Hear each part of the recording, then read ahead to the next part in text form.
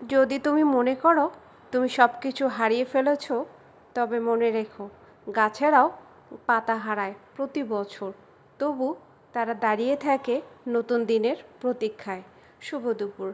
আজ দুপুরের জন্য রান্না করলাম আলু, বেগুন আর টমেটো দিয়ে মলা মাছের চচ্চড়ি।